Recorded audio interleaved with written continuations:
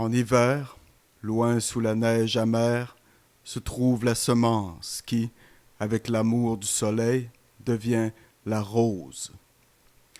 Seuls ceux d'entre vous qui ont écouté la série complète des émissions sur l'heure du temps des écoles des mystères comprendront exactement ce que cela signifie.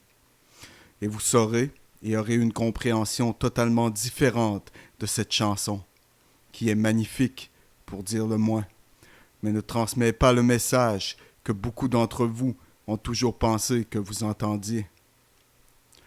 Vous voyez, les écoles des mystères se parlent entre eux en symbologie, dans une langue symbolique qu'ils ont appris à utiliser au cours des millénaires pour cacher leurs vrais secrets, leurs intentions réelles, leur vrai travail, qui a toujours été, à partir du début, de rétablir sur cette terre un ancien gouvernement dirigé par un conseil des sages, un despotisme bienveillant, un gouvernement totalitaire, socialiste, mondial. N'oubliez jamais cela, les amis. Si vous aimez être libre, l'utopie du nouvel ordre mondial n'est pas pour vous, et ce n'est certainement pas pour moi.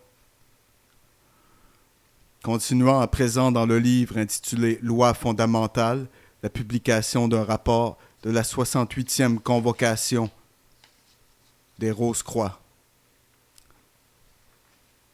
ou de l'ordre des Rose-Croix, au cours de laquelle ils admettent l'existence des Illuminati, ils admettent l'existence de l'ordre, ils admettent l'existence de la fraternité, ils admettent que toutes ces organisations secrètes, dont la franc-maçonnerie, sont tous de la même organisation, qui travaillent tous vers le même but.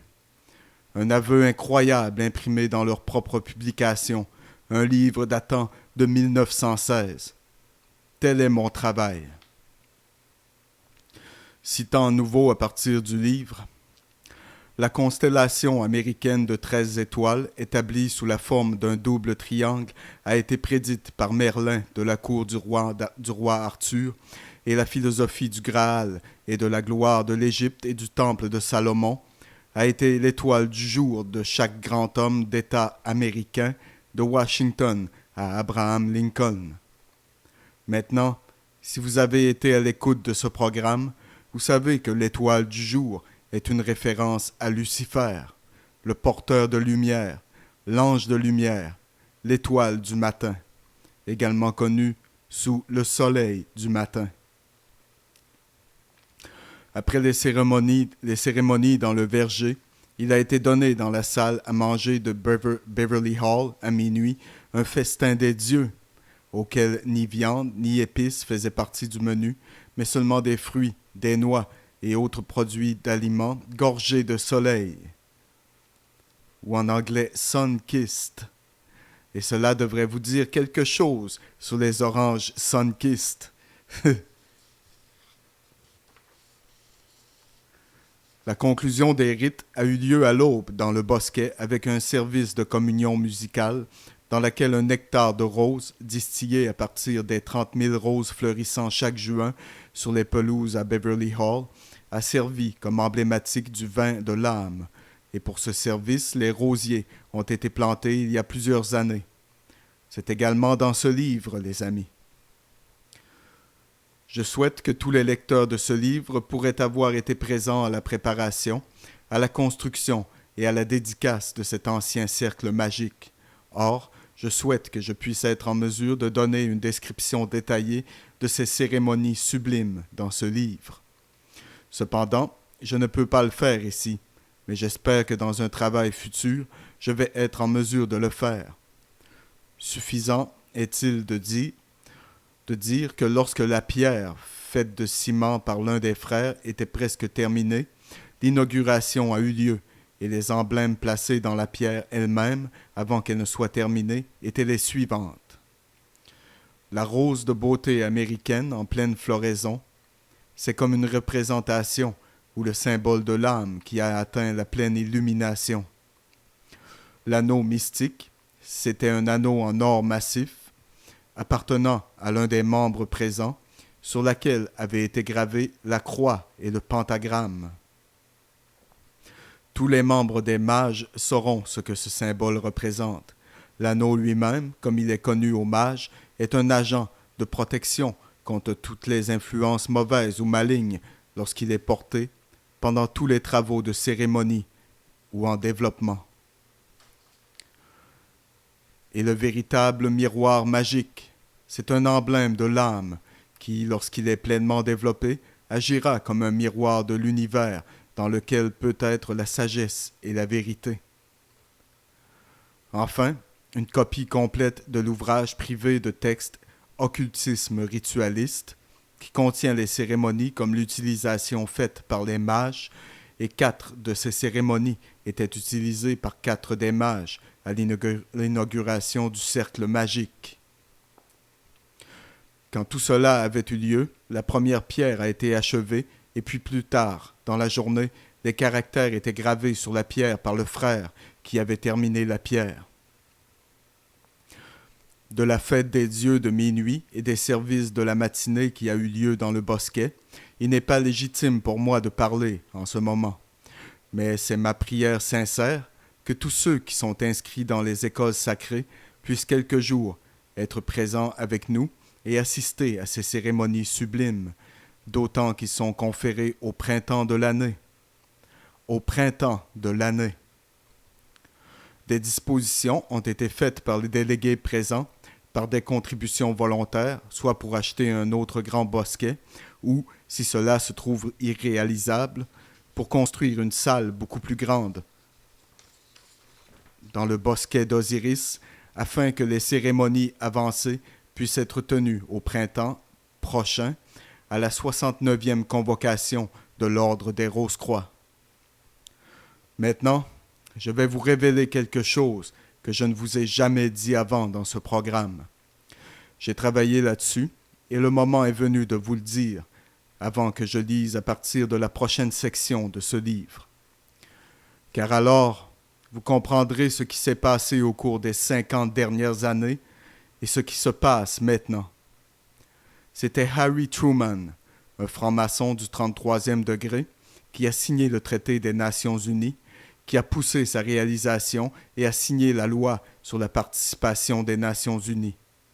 C'était aussi Harry Truman, un franc-maçon du 33e degré, opérant de concert avec Wild Bill Donovan, chef de l'OSS, un membre de l'Ordre souverain et militaire des Chevaliers de Malte et de l'Ordre des Templiers, qui a créé la loi sur la sécurité nationale, poussée par le Congrès. Harry Truman a signé cela. Cela a créé le parapluie de la sécurité nationale, un rideau de secret. Il a créé la Central Intelligence Agency, la CIA, et derrière ce rideau du secret, les sociétés secrètes ont travaillé à détruire la souveraineté de toutes les nations et amener un gouvernement socialiste totalitaire mondial. Et, les amis, tous les ennemis bougabous dont vous avez eu peur toute votre vie n'ont jamais été ennemis du tout, car il s'agissait de tromperie, de manipulation. Le seul ennemi, les amis, que les gens du monde ont jamais eu se trouve ici et aux États-Unis, juste ici, dans ce pays, juste dans ce coin de votre ville, dans le temple qui n'a pas de fenêtre. Et maintenant, relisant du livre le rapport de la 68e convocation de l'Ordre des Rose-Croix, introduction au Grand Sceau. C'est plutôt une chose étrange et inconnue pour quelqu'un d'écrire une introduction à un seul chapitre figurant dans un livre, mais les conditions sont assez inhabituelles pour justifier cela.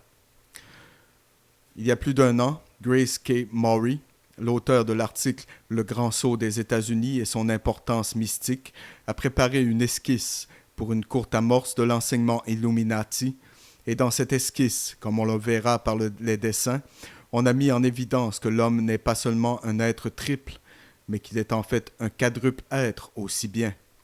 Bref, que quand il a réussi à atteindre l'illumination de l'âme, il est la pyramide achevée ou le véritable triangle.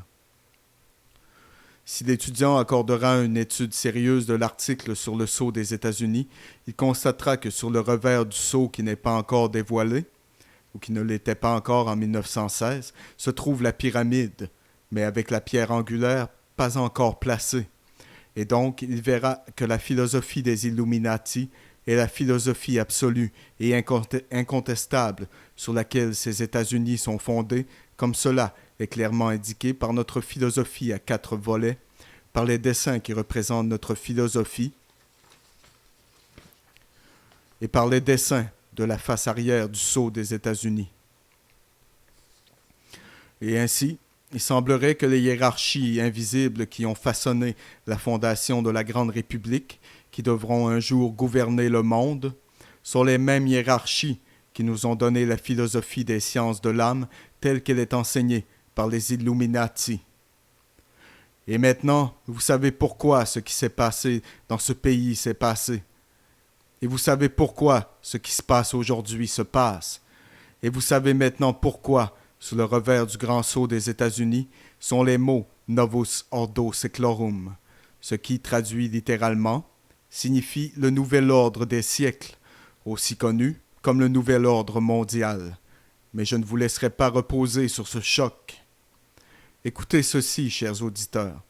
Accrochez-vous à vos chaises, car l'admission incroyable qui vient vers vous, tout droit sortant des pages de ce livre, va vous assommer à plat. Relisant encore à partir du livre. Et ainsi, il semblerait que les hiérarchies invisibles qui ont façonné la fondation de la Grande République, qui devront gouverner un jour le monde, sont les mêmes hiérarchies qui nous ont donné la philosophie des sciences de l'âme, telle qu'elle est enseignée par les Illuminati. Et maintenant, regardons vers l'avenir, non loin, mais juste au-delà du seuil. Nous constatons que les savants condamnent la conception du revers du sceau des États-Unis, qui n'a jamais été affiché, mais est demeuré caché, comme s'il s'agissait de quelque chose de honteux. Cependant, bien que cela semble la vérité, ce n'est pas la vérité. La raison pour laquelle il n'a jamais été affiché est qu'il n'en est pas encore temps, comme la pierre angulaire n'a pas encore été fixée. Et quelle est cette pierre angulaire, mes lecteurs? Préparez-vous à un choc. Quand l'Atlantide gouvernait le monde, ce qui est maintenant l'Amérique était connecté avec l'Égypte par ce qui est maintenant le Mexique. Et au Mexique, dans le territoire du Yucatan, il y a une pyramide dans laquelle les philosophes du feu adoraient Dieu, comme le feu divin, et la vie de la même manière que le faisaient les initiés de l'Égypte, car les deux étaient alors un.